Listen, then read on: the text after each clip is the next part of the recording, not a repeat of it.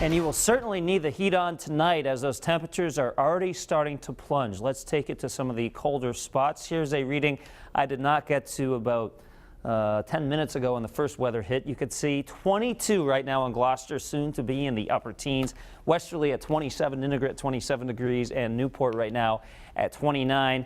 And again, the forecast is for 18 for an overnight low temperature in Providence. The record is 12 degrees. That was set in 1904. So although I'm not forecasting that we actually break a record, we will get close. And if the winds can die down enough, then it could be a very close call. After that, we stay chilly through most of tomorrow. In fact, Saturday will feature temperatures only in the mid-30s, clouds and sun, a very light wind. So that is the silver lining in terms of how it feels tomorrow. At least we don't get those nasty wind chills. What you see is what you get in terms of the actual temperature readings. On Sunday, it gets milder. Temperatures actually making it into the 50s, so a decent afternoon to be outside. And also for traveling, a lot of people traveling for the end of the Thanksgiving weekend. I'll talk about that in a little more detail coming up in just a minute.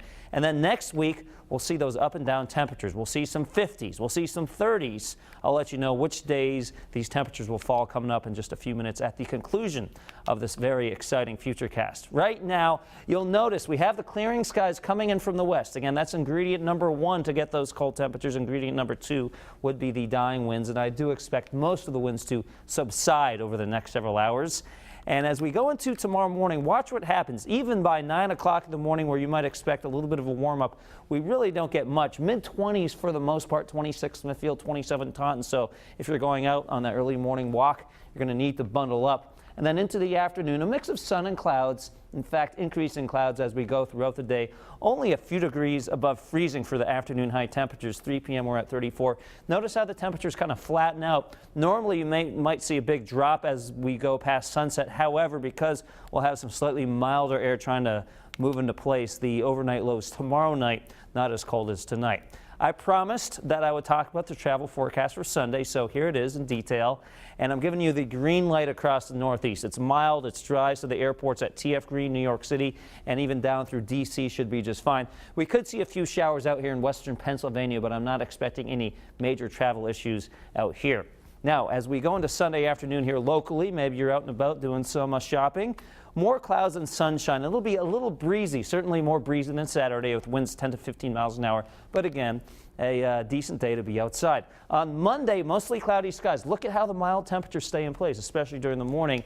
We could see a few showers late at night as a weak front pops on through, and then behind that front some colder air slides into place, so only 35 for an afternoon temperature on Tuesday despite the sunshine.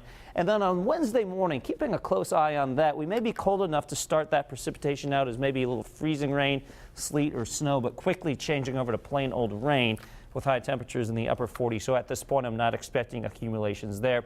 Don't forget, you can take the forecast with you. You can download it to our iPad app. You can download that from WPRI.com. So I mentioned the roller coaster ride of temperatures for the next several days. We definitely stay on the cold side tomorrow, but by Sunday, getting to the low 50s, so that's respectable, we'll call it. Yeah, and starting in December 1st, Monday, it's still in the 50s. So. Yes, we'll take it. Yeah, way above normal for December 1st, and then, of course, we go right back down to the 30s by Tuesday. But that's what happens this time of year. Yep. All right, that's New England weather for you, That's for sure. All right, Pete, thanks so much. There's much more to come on Eyewitness News at 10.